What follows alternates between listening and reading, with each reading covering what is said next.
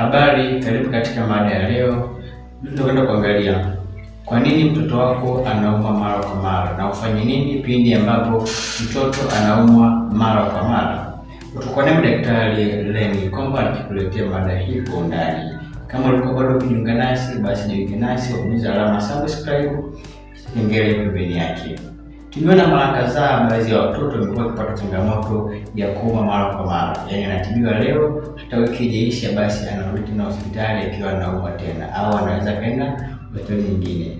Sasa tunaangalia sababu kuu ambazo na nini cha kufanya ukiona mwanao anaumwa mara kwa mara. Jambo la kwanza ambalo unapaswa kulifanya ukiona mwanao anaumwa mara kwa mara, cha kwanza mrudishe hospitali mara moja. Usifanye jaribio la kununulia dawa au kufuata tiba mbadala, kwani mara nyingi watoto ni ngumu kujieleza kwamba anapata changamoto gani. Lakini pia mara nyingine tena, kwa mara ya kwanza mama ni ngumu kueleza vitu vyote ambavyo vinamsumbua mtoto, kwa sababu mtoto haongei. Mtoto anaongea kwa kulia, lakini pia anaongea kwa kurespondi kama anaoma. Kwa hiyo ukiona mtoto wako amerudisha homa ndani ya muda mfupi, basi mrudishe kwa daktari mara moja. Na inakuwa vizuri zaidi kama kumrudisha kwa daktari yule ambaye umeona mara ya kwanza, kwani atajua nini cha kufanya na nini cha kuanza tena mara moja. Jambo la pili, ukiona mtoto wako anaumwa mara kwa mara, basi angalia kuhusu chakula ambacho unampatia, yaani lishe bora. Angalia chakula chako ambacho unampatia, je, kimeandaliwa katika hali ya usafi, au chakula kimekuwa kimepoa sana, au unampa chakula cha aina moja, au chakula kina mkusanyiko wa virutubisho vyote ambavyo vinapatikana kutoka katika makundi yote ya chakula. Kwa hiyo ni muhimu pia kuangalia lishe chakula ambayo unampatia. Jambo la tatu, ikiwa mtoto wako anaumwa mara kwa mara, basi fuatilia kwa undani kama mtoto wako amepata chanjo zote. Kuna baadhi ya chanjo zinamkinga mtoto baadhi na magonjwa mbalimbali.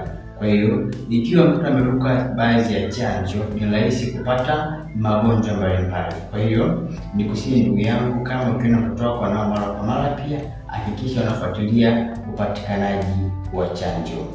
Jambo la nne, hakikisha mazingira ambayo anaishi mtoto, fuatilia kwa kina kama yana uchafu, kama mazingira si salama, au anacheza sana na watoto ambao wao hawazingatii hali ya usafi. Anaweza kawa anacheza na watoto, umemwacha na dada wa kazi, lakini mazingira ambayo anakaa baada ya mtoto wao kuondoka kwenda kazini si mazingira salama. Fuatilia mazingira ambayo mtoto anabaki na dada wa kazi baada ya kwenda kazini, angalia ile mazingira yapoje. Lakini pia watoto ambao wanacheza nao, mazingira yao yapoje. Katika mazingira pia ambayo anacheza, fuatilia kwa kina na wakiki, je, haya mazingira yana changamoto yoyote? Jambo la jingine ambalo unapaswa kuangalia kama mtoto wako anaumwa mara kwa mara, angalia kuhusu usalama wa mazingira. Na maanisha kama mtoto wako analala katika neti, au kama halali katika neti. Mtoto anaumwa malaria mara kwa mara kwa sababu halali katika neti, au kama vile maji ambayo anakunywa pia anatumia si salama kwa afya ya mtoto. Jambo lingine, angalia kama mwanao anapumzika vya kutosha. Kuna baadhi ya watoto wanakesha kuangalia movie, wanakesha kuchezea simu. Hii inaleta changamoto pia katika afya yao, lakini pia katika ukuaji wao. Kwa hiyo hakikisha mwanao anapumzika vya kutosha, muda wa kulala analala, muda wa kucheza anacheza. Kitu kingine muhimu cha kuangalia ni angalia hatua za ukuaji wa mtoto. Inawezekana pia na shida zingine, tunataka developmental milestone.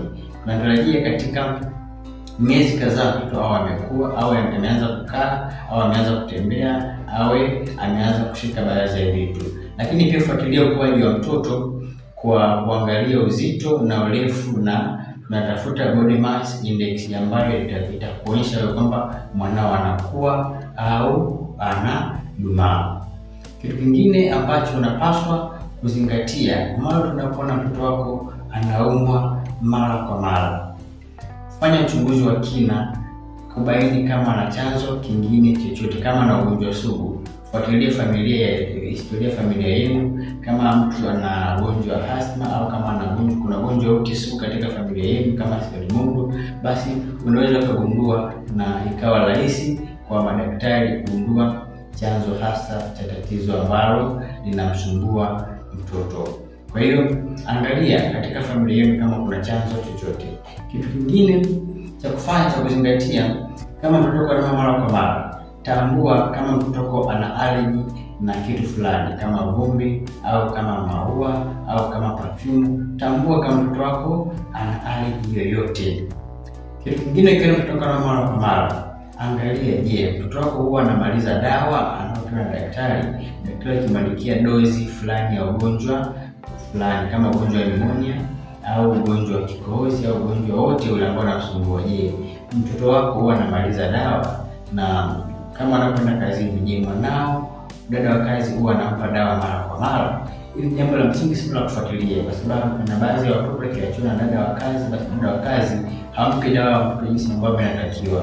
Jambo ambalo linapelekea mtoto anazidiwa na kuuma na kuteseka mara kwa mara. Pindi tu anapomaliza matibabu, bali baada ya siku 2-3 homa inajirudia tena kama hakuwahi tibiwa. Ndugu mtazamaji, naamini kuna jambo umejifunza katika video yetu ya leo. Nimekuletea mambo kadhaa ambayo ukiona mtoto wako anauma mara kwa mara, basi hakikisha unayafanyia kazi. Jambo la msingi la kuzingatia, hakikisha mtoto wako ana bima ya afya, kwani watoto wanauma mara kwa mara. Kuna wakati mtoto anaweza kaumwa na hauna pesa ya akiba. Kwa hiyo kama umemtafutia bima ya afya, inaweza ikakurahisishia kupata matibabu kwa haraka. Ulikuwa na Daktari Lenny Komba, na mimi kuna jambo la msingi nimejifunza. Niandike kwenye comment section, lakini share video hii kwa kina mama zaidi ili wapate kujifunza zaidi kuhusu malezi bora ya watoto. Ulikuwa na Daktari Lenny Komba. Siku njema.